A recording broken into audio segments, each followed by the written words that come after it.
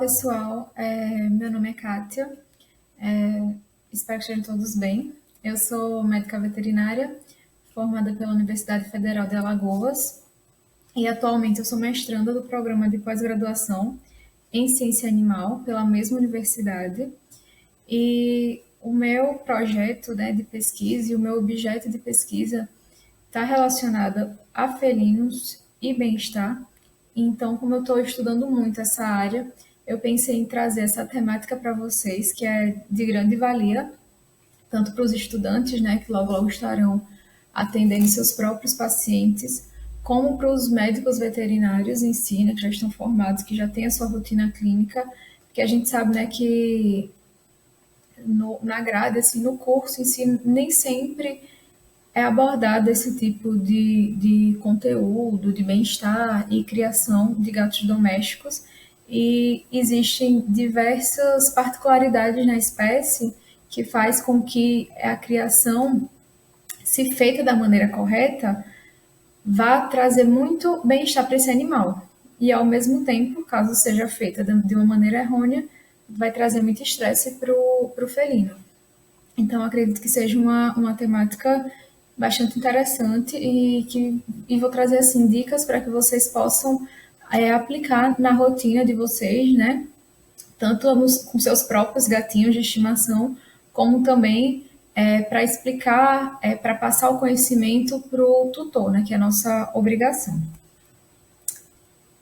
Primeiramente, a gente precisa entender um pouquinho da origem dos felinos, porque isso acaba trazendo muito do porquê eles são, do modo que eles são. Os felinos, eles, de acordo, né, com a pesquisa que foi publicada no periódico Science, que é um periódico de grande renome, os felinos eles são originados do Oriente Médio, mais precisamente de uma região chamada Crescente Fértil, que, como a gente pode ver aqui na imagem, né? Hoje em dia é onde está localizado, né? Uma parte do Egito, Israel, Líbano, Síria, ou seja, era uma área desértica, né? Os felinos nessa época foram a sua espécie, né, foi nomeada como Felis silvestris líbica ou gato da Líbia, e a sua aproximação com os humanos aconteceu por vontade dos próprios felinos. Os felinos eles notavam que nas casas dos agricultores das regiões, né, tinha muita presença de roedores. Os roedores iam ali um local para se proteger e também para se alimentar, então acabavam se reproduzindo, se multiplicando, né, e ficando em grande quantidade. Nisso, os felinos notaram que nas casas dos agricultores eles sempre iam ter uma facilidade em encontrar presas, em caçar os roedores, né? Em contrapartida, os humanos notaram que os felinos faziam esse controle populacional de pragas e, com isso, passaram a alimentá-los. Desse modo, foi acontecendo a domesticação e essa maior aproximação. Até chegar, né, à espécie que a gente conhece, né, os gatos domésticos que estão nos nossos lares, que é da espécie Felis catus. Bem, agora indo para o lado do bem-estar, né, que é o tema da nossa palestra. O bem-estar, ele é a condição fisiológica e psicológica em que o animal de companhia é capaz de se adaptar comodamente ao entorno, né, ao ambiente, podendo satisfazer suas necessidades básicas, como também desenvolver suas capacidades conforme a sua natureza biológica. E o que seria isso? O bem-estar, ele está atrelado a 3 fatores, sendo eles físico, mental e natureza. O físico é o funcionamento biológico do animal, é permitir que ele funcione de maneira adequada. E como que a gente faz isso? Através da alimentação, da ingestão de água, deixar esse animal livre de doenças. Já a parte mental está relacionada ao fato de que os animais eles são seres sencientes. Ou seja, eles sentem medo, eles sentem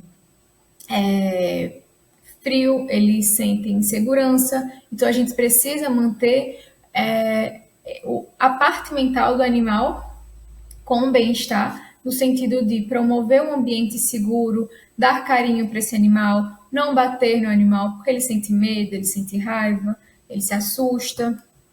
E em relação à natureza, é permitir que o felino ele possa desenvolver o seu comportamento natural. Para o felino, é natural que ele arranhe. Então, a gente precisa promover um arranhador ou algum móvel que a gente não se importa que ele arranhe e permitir que ele arranhe. Ele gosta de escalar, então a gente tem que permitir que ele possa fazer isso. Para os animais que só ficam dentro de casa, né, no modo indoor, que é o ideal, a gente pode fazer isso através do enriquecimento ambiental, que vai ajudar muito na manutenção desse bem-estar.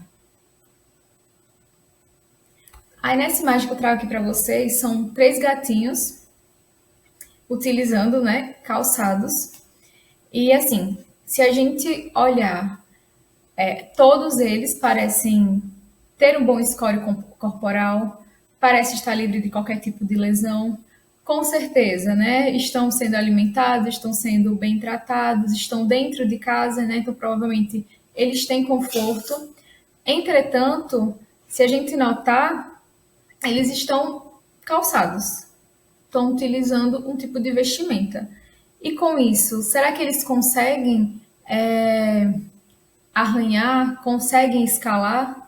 Se eles não conseguem fazer isso, então eles não está sendo respeitado a questão da natureza. Sendo assim, esse animal não está tendo bem-estar. Mesmo que ele esteja sendo muito bem alimentado, mesmo que os tutores deem muito carinho para ele, se eles não permitem que o animal consiga expressar o seu comportamento natural, o animal não está tendo bem-estar. Porque são 3 fatores interligados. Não se tem bem-estar sem a parte física, não se tem bem-estar sem a parte mental, não se tem bem-estar sem a parte da natureza. Não é 2 de 3. A gente tem que fazer 3 de 3 para que o animal possa ter total bem-estar, evitando estresses, distúrbios de comportamento. Então, isso aqui não é interessante, nenhum tipo de investimento no animal. Um dos principais modos de a gente garantir o bem-estar na criação dos animais é através do enriquecimento ambiental. Animais que ficam só dentro de casa, né, só no modo indoor, eles precisam de enriquecimento no ambiente para que haja a promoção do exercício, para evitar problemas comportamentais. Animais que só ficam dentro de casa sem ter estímulos, eles acabam ficando estressados, ansiosos, agressivos e muitas vezes obesos, porque eles acabam não tendo um gasto calórico, porque não tem o que brincar, não tem com o que escalar. E além de que a verticalização ela ajuda também no convívio entre cães, eles não escalam. Sendo assim, o gato, ao ter a sua verticalização, ele consegue ter um ambiente único e exclusivo dele, sem a presença do canino ali, que muitas vezes acaba irritando o animal. Sendo assim, é de extrema importância. Além de que, dependendo de como vocês montem a verticalização, vai ajudar a estimular o raciocínio, a aprendizagem e aquela coisa. A gente não precisa de muito, a gente precisa dar pelo menos o mínimo para que esse animal possa escalar, possa estar fazendo atividade e possa ter um local só dele para quando ele não quiser interagir. Uma outra coisa, né, que é muito importante no enriquecimento ambiental são as presenças, né? A presença do arranhador. O felino tem como comportamento natural arranhar. Se você não tiver o arranhador, ele vai arranhar ou a cama, ou o sofá, ou uma poltrona, porque é natural dele. O ato de arranhar ajuda as unhas a ficarem afiadas, limpas, acaba sendo um tipo de atividade física, ajuda o animal a se alongar, evita comportamentos, né, indesejados, como eu falei, de estar arranhando algum móvel. E a gente deve escolher o arranhador de acordo com o tamanho do gato. Aqui a gente vê um arranhador ideal para o tamanho desse animal, porque ele ainda consegue escalar um pouquinho, tem um espaço grande para ele arranhar, tem um tamanho legal. E esse tipo de arranhador é muito interessante. Também tem esse outro tipo de arranhador, né? Mas assim, ele não é. Ele é bom, mas ele não é tão interessante porque acaba tendo um menor estímulo pro animal durante a atividade. Mas assim, também é algo que pode ser ofertado para o animal, mas assim, se vocês puderem, de preferência, utilizar um desse aqui mesmo, que é maior, é mais interessante, tem cor, ele consegue se alongar, consequentemente, faz um maior gasto calórico, porque pode estar brincando com essas coisas assim que normalmente vem pendurado nesse tipo de arranhador. Então é bem interessante mesmo para o animal. Uma outra coisa bastante importante no enriquecimento ambiental é a presença de brinquedos. Os brinquedos eles estimulam cognitivamente os gatos e a gente tem que pensar que os felinos, né, eles têm a idade mental de uma criança. Então, para ele, a novidade, o brinquedo é sempre interessante. Além disso, os felinos, eles por si só, eles têm o hábito de caçar. Animais que só estão dentro de casa, eles vão ter uma menor probabilidade de encontrar uma caça. Então, a gente pode fazê-la através de brinquedos que são porta-petiscos, como esse aqui da imagem, em que o animal vai brincando e aí acaba liberando um petisco na brincadeira, e aí ajuda o animal a estar se exercitando, vai estar aumentando esse gasto calórico, vai diminuir essa ansiedade, porque ele não vai ter muito tempo tedioso, e é bastante interessante. Outro modo também de brinquedo que a gente pode fazer é esse aqui, bastante simples, né? Através de uma caixa de papelão, cordas e tampas de garrafa. Vocês podem ter certeza que o animal vai ficar muito tempo intertido, brincando. E outro modo também de brinquedo que eles gostam muito, a gente pode mesmo fazer, né? Com essas caixas.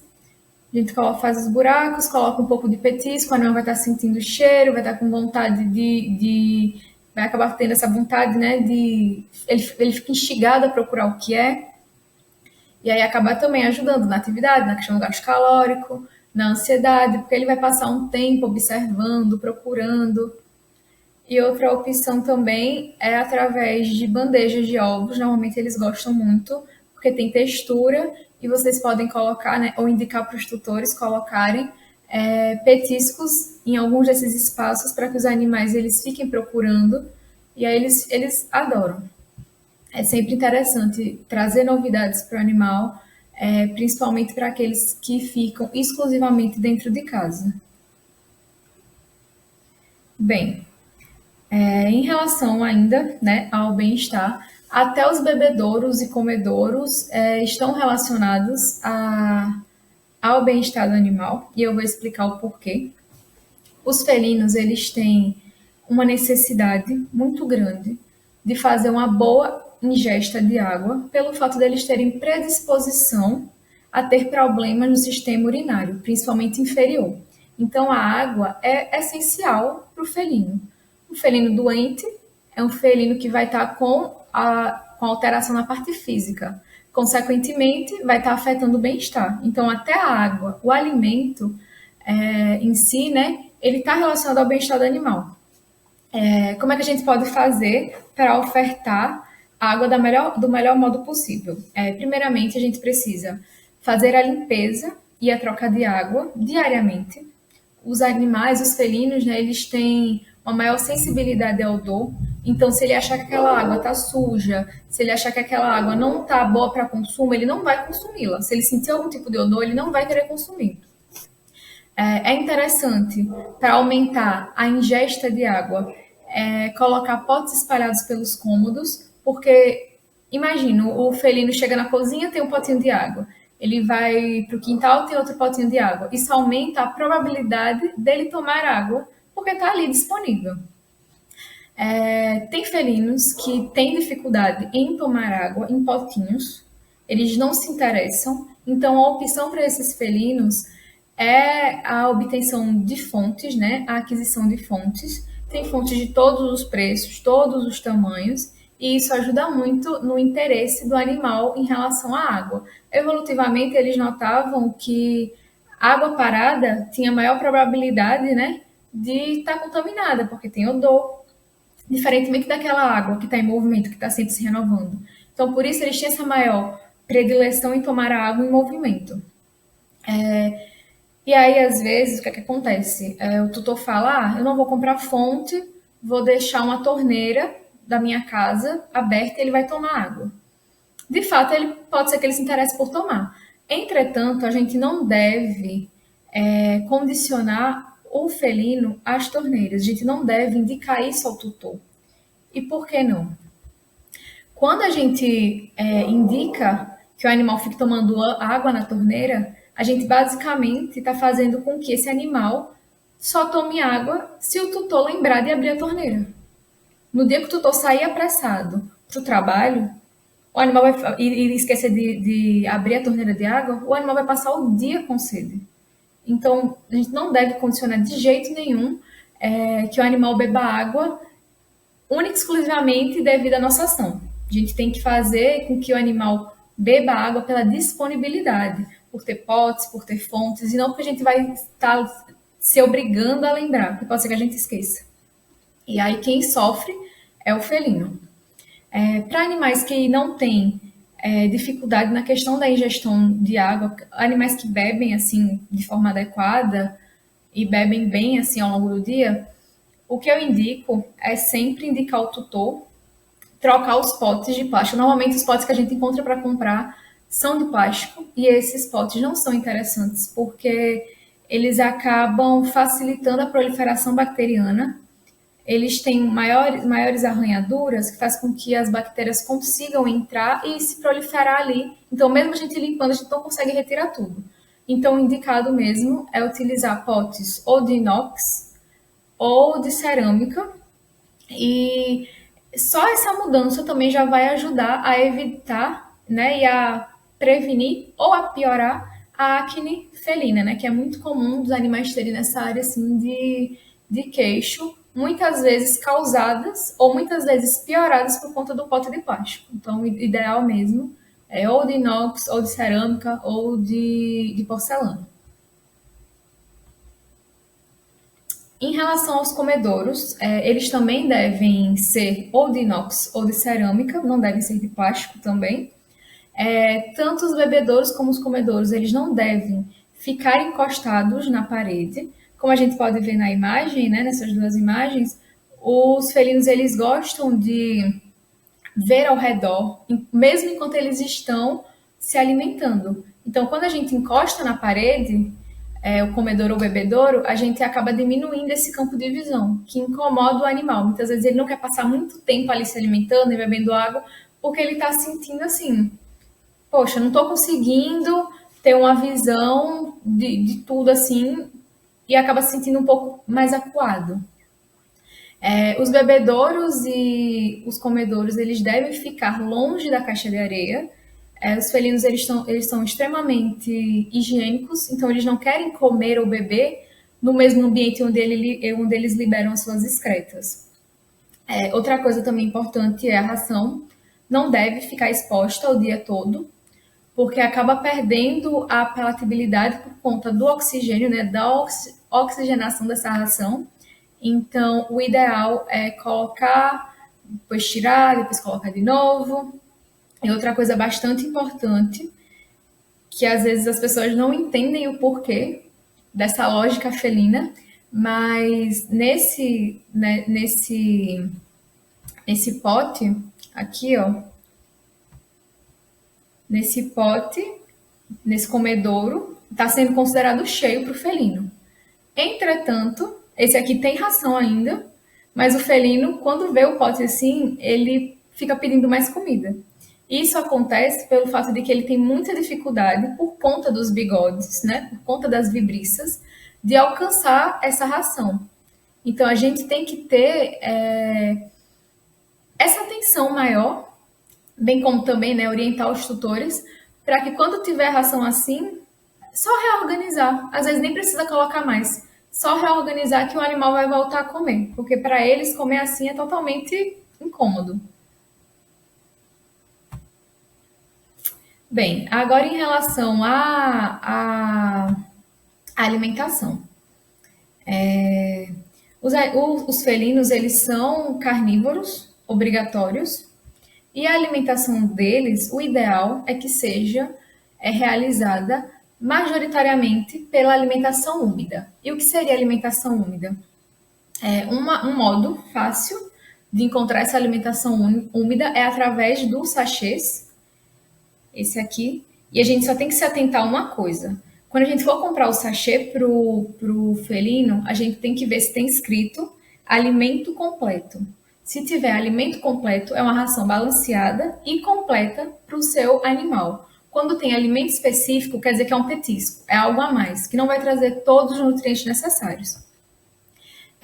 Por muito tempo teve um mito de que esse tipo de alimentação, esse tipo de sachê, era extremamente rico em sódio, e isso não é verdade.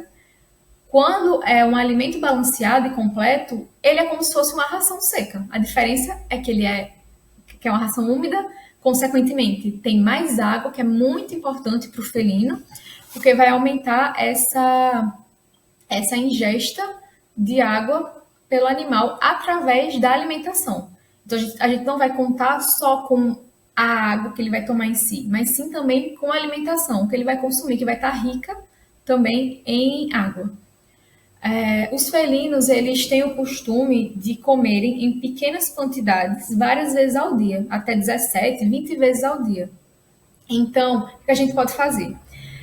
Não é interessante deixar muito sachê disponível, muita ração disponível, pela questão da palatabilidade, né, que acaba perdendo um pouquinho por conta da oxigenação, como eu falei anteriormente.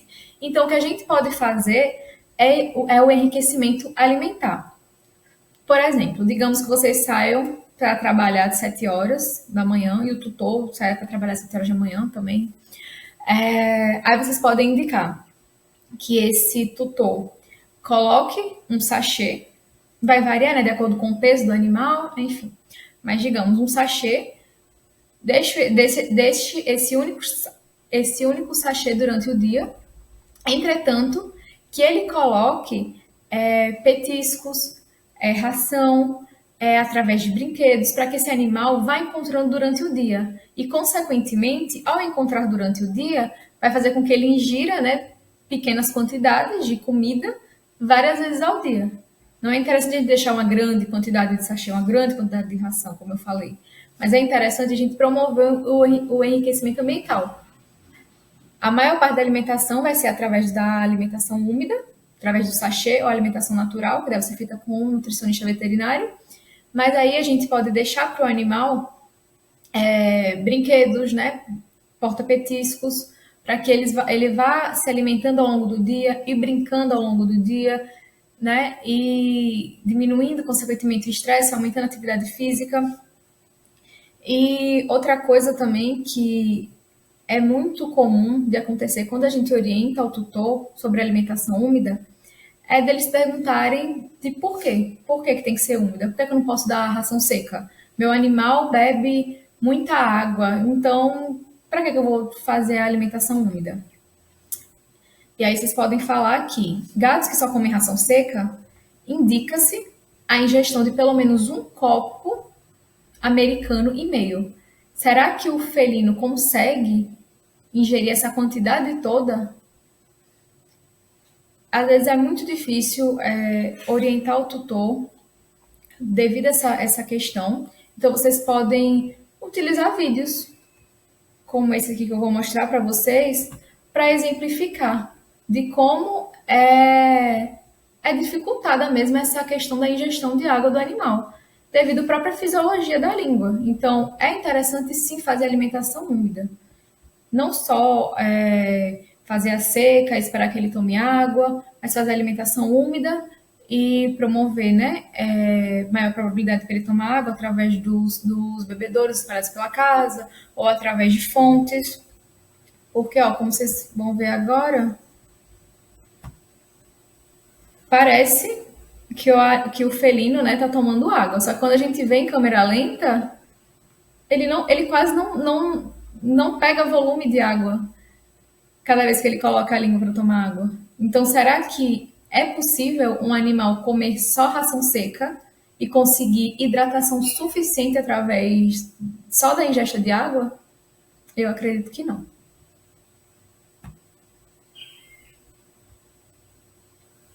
Bem, um outro modo de garantir bem-estar na criação dos animais, dos felinos, é através da adaptação gradual de novos contactantes. Como assim? Digamos que vocês têm, ou o tutor tenha, já um gato adulto e ele decida adotar mais um animal, seja ele adulto ou filhote. A gente precisa fazer essa adaptação de forma extremamente lenta e paciente para que não haja estresse de ambas as partes. Nem do gato residente, nem daquele que está vindo morar no mesmo ambiente desse animal. Então, o que, é que a gente deve fazer? Primeiramente, eles não devem se ver, não devem ter contato, eles devem ficar separados por cômodos diferentes. No caso, o animal que está chegando deve ficar num cômodo isolado, até para que ele possa se ambientar com o novo local em que ele está morando, que ele está passando a morar. E enquanto isso, o gato residente ele pode ficar livre circulando pela casa como ele sempre fez. Nisso, vocês podem fazer a troca de cheiros através de brinquedos ou mantas. Pega um brinquedo do animal residente, do felino residente e coloca para o novo contactante. E vice-versa, para que eles possam se acostumar aos cheiros. Após passado isso, o que vocês podem fazer é a troca de ambiente. Tirar o novo contactante, né, o novo felino que chegou do ambiente em que ele está, colocar em outro cômodo e deixar o gato residente inspecionar, cheirar, ir para aquele ambiente em que está o novo contactante.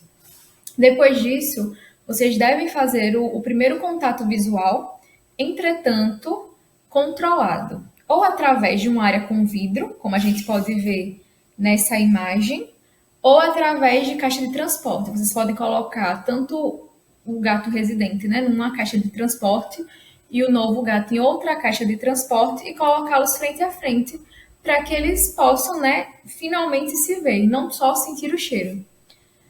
Passado isso, se vocês sentirem que tá havendo uma boa resposta, vocês podem deixar os animais interagirem, né, pela primeira vez, só que sempre supervisionado. E a qualquer sinal de agressividade, rosnar, arranhar, vocês devem interromper e separar novamente os animais até que eles possam se acostumar. E isso acontece de forma gradual. O tempo é extremamente variável, vai variar muito de acordo com o temperamento do animalzinho que já é residente. E a chave para o sucesso é ter paciência. Em relação agora a banhos, que é um pouco polêmico, né? Mas assim, não se deve, de modo algum, dar banho estético em gatos. E o que é que seria um banho estético? É aquele banho que a gente dá só porque a gente acha que deve dar. Por exemplo, eu vou dar banho a cada uma semana, vou dar banho a cada 15 dias. Mas o animal, assim, não tem nada, nenhuma comorbidade que o impeça, né, de estar se lambendo, não tem nenhuma lesão de pele, é simplesmente um banho que a gente dá no animal para nos agradar. Entende? E esse tipo de banho não deve ser feito. O banho do gato ele é feito através da lambedura. A língua dele tem papilas gustativas exatamente para que ele possa fazer isso. São papilas gustativas, né, como a gente vê aqui na imagem, bastante ásperas. Os banhos só devem ser feitos em casos pontuais e necessários. Por exemplo, o animal caiu em algum local e se sujou muito, o animal está com diarreia, acabou sujando os pelos, não conseguiu limpar, e aí sim vocês podem fazer. Mas, assim, de modo estético não é interessante, porque acaba sendo um ambiente extremamente estressante para o animal. E a gente tem que pensar que eles são originados de regiões desérticas, então eles não tinham a presença de água em abundância. Então, acaba sendo uma coisa assim, não natural para eles tomar banho. E além de que os felinos eles têm essa necessidade maior de controle. E o ambiente assim do banho acaba juntando duas coisas desagradáveis para ele, que é a água e a ausência de controle da situação. O que a gente pode fazer para ajudar é fazer a escovação para retirar os pelos, né, que já estão soltos, é utilizar lencinhos umedecidos ou até mesmo frascos, né, de banho a seco, que aí pode sim auxiliar. Mas colocar o animal debaixo do chuveiro não é interessante, a não ser que seja realmente necessário. Uma outra coisa bastante importante é a questão da caixa de areia. Os felinos, eles têm necessidade de ter uma caixa de areia e uma extra. Se você tiver dois animais na sua residência, você precisa ter duas caixas, mais uma extra, ou seja, três caixas de areia, para que sempre esteja uma disponível para que eles usem, sem obrigatoriamente ter que estar usando uma do outro. Elas devem ser dispostas em locais calmos e frescos, longe de comedouros e bebedouros, né, porque eles são animais higiênicos, e o tamanho deve ser 1,5 vezes o tamanho do animal. Ou seja, a caixa de areia tem que ter o tamanho do animal e meio. Aqui, esse felino, a gente pode ver que essa caixa de areia aqui vai dar mais ou menos o tamanho dele e um pouco a mais. Então, é bastante interessante. A altura da caixa de areia vai ser variável, né, de acordo com o animal. Se for um filhote, não tem como a gente colocar uma caixa de areia tão grande como nessa primeira foto. E a espessura, né, a camada, ela deve ser grossa o suficiente para que ele possa esconder as suas excretas de maneira eficiente, sem que elas fiquem à mostra. Então, isso vai variar muito assim, né? A gente tem que colocar uma caixa de areia que seja confortável para o animal, para que ele possa, de fato, enterrar as fezes, né? Bem como também a urina, que eles também fazem isso. Nessa segunda imagem, a gente vê um gato muito grande para uma caixa de areia muito pequena e muito rasa. Então, provavelmente esse animal, em algum momento, vai acabar defecando fora da caixa de areia, vai acabar sujando as bordas, e isso acaba sendo muito estressante para o animal. Ter porque para eles é um momento também de paz, de relaxamento. Se eles têm um banheiro com pouca qualidade, como a gente pode ver nessa segunda imagem, eles vão acabar se estressando mais também, e muitas vezes evitando fazer essa caixa de areia, acabam fazendo em outros locais pela casa, que a gente também não quer e não acha interessante, né? A limpeza das fezes e urina devem ser feitas de forma diária e a troca de areia pode ser feita a cada uma semana. Aí tira a areia suja, lava a caixa de areia, espera secar e aí sim coloca uma nova areia.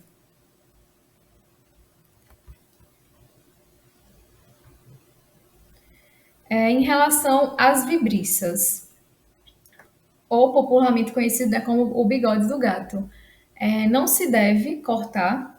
Infelizmente, ainda é uma prática comum as pessoas apararem porque ai, tá muito grande, tá feio. Só que as vibriças, elas são um órgão tátil do animal, do felino. Elas ajudam a entender sobre o ambiente, umidade, para aqueles gatos que saem de casa, né, que são criados no modo outdoor, faz com que eles decidam se vão ou não sair só pela umidade, porque se está mais úmido pode ser que chova, então é melhor ficar dentro de casa em vez de passear. Ajuda no equilíbrio dos animais, na localização dos animais, bem como também o cálculo de distância de um ponto a outro. Então, se a gente retira, se a gente corta, se a gente apara, a gente vai deixar esse animal totalmente, né, com algumas dificuldades táteis, as quais ele não deveria ter.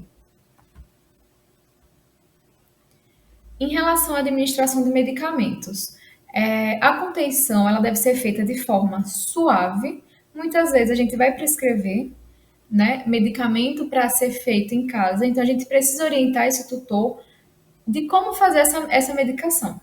A gente pode fazer como na imagem aqui, utilizando um aplicador de comprimidos, ou até mesmo os dedos, né? A gente deve indicar que o tutor coloque na base da língua do animal, porque ele vai obrigatoriamente engolir esse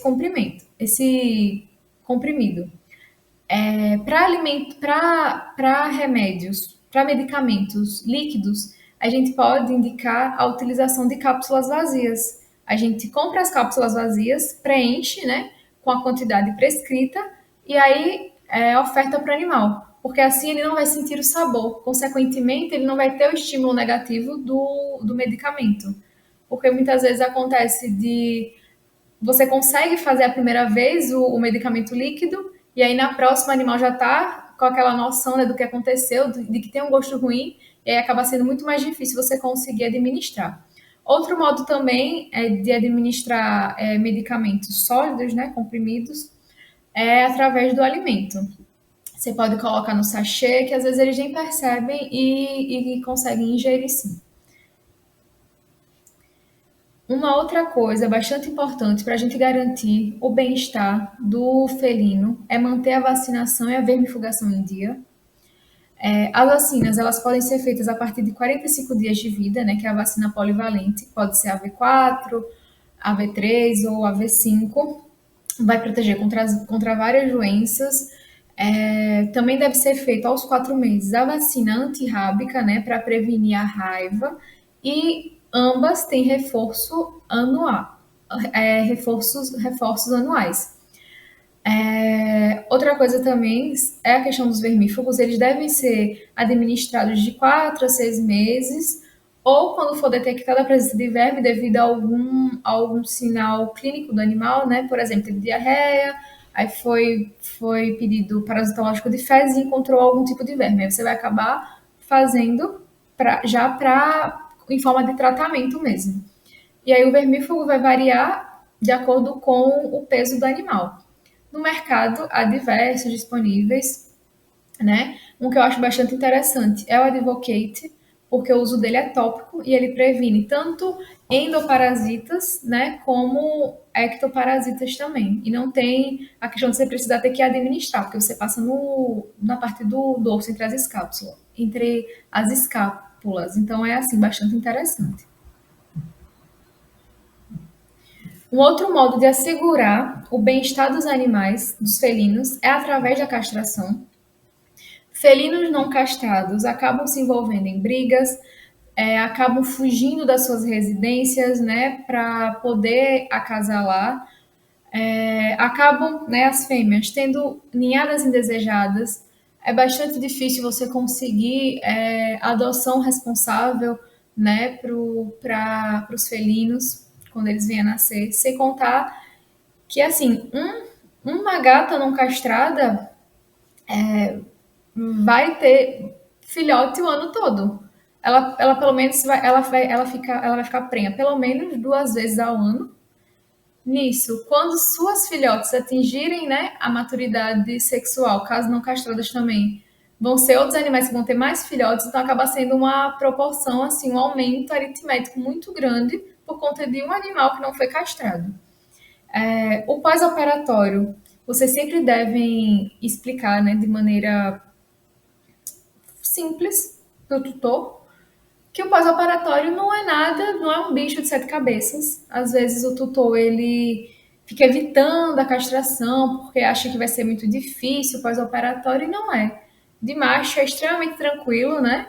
E de fêmea você tem que ter o maior cuidado na questão da asepsia, né?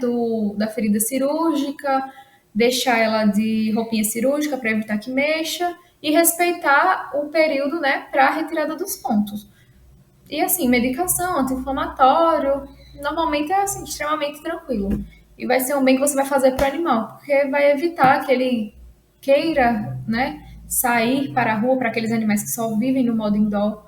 Evita às vezes, seu animal sai na rua e quando volta está machucado porque brigou com outro macho por conta de uma fêmea que estava no cio. Então, assim, só tem benefícios. Bem, tudo isso que a gente falou a gente tem que levar em conta também, né, para que a gente possa fazer essa manutenção do bem-estar, é o temperamento e a personalidade do animal. Não adianta a gente colocar bebedouros adequados, comedouros, alimentação, se a gente não consegue respeitar o temperamento do animal. O gato, diferentemente, né, do cachorro, ele é um ser muito mais individual, ele tem uma individualidade muito maior, porque muitas vezes tem animais de uma mesma ninhada, felinos de uma mesma ninhada, que têm personalidades e temperamentos totalmente diferentes. Eles são seres individuais. E a gente precisa entender que o comportamento do animal, o comportamento social é flexível.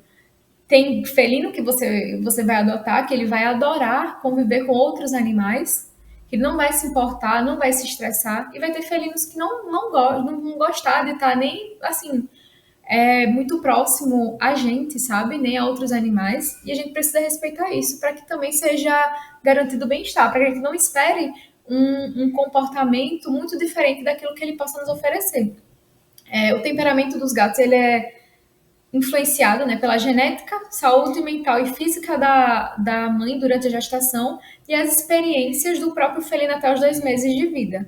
Das 3 a 7 semanas é o período ideal para socialização. Se o felino que você adotou não teve esse período de socialização com humanos, com outros animais, feito de forma adequada, pode ser que ele seja um animal que tem um temperamento mais difícil, não goste de ter muitos contactantes, não vai ser um animal que vai estar pedindo carinho, e a gente precisa respeitar tudo isso. E quais são os benefícios, né, na manutenção do bem-estar?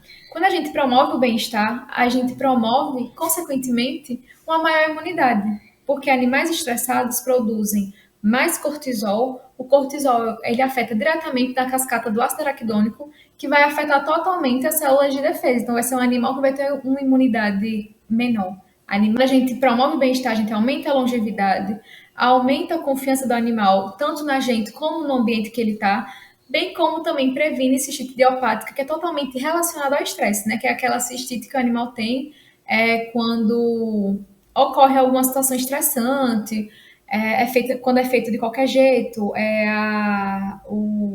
a presença não contactante, não é feita a adaptação gradual, quando o animal não tem caixa de areia suficiente, quando o animal não come nas quantidades suficientes, quando o animal tem uma mudança de ambiente muito brusca. Então, tudo isso acaba favorecendo ao animal a ter cistite idiopática. Se a gente mantém o bem-estar, a gente vai estar evitando tudo isso. Então, só há benefícios, tanto para o tutor como para o animal.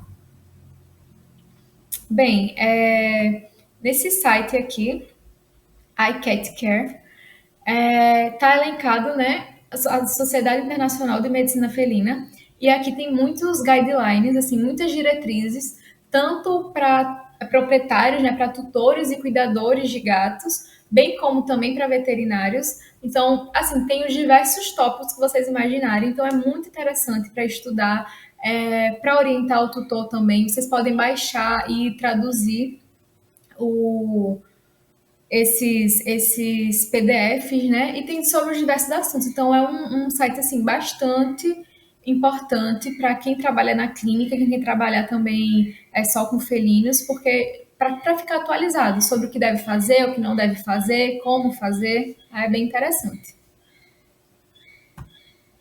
E é isso, gente. Obrigada. Qualquer dúvida, vocês podem mandar um e-mail. E caso vocês queiram também a apresentação, eu posso disponibilizar. E qualquer dúvida, qualquer coisa, vocês podem falar. Esse aqui é meu Instagram profissional. E é isso. Obrigada, espero que tenham gostado. Tchau.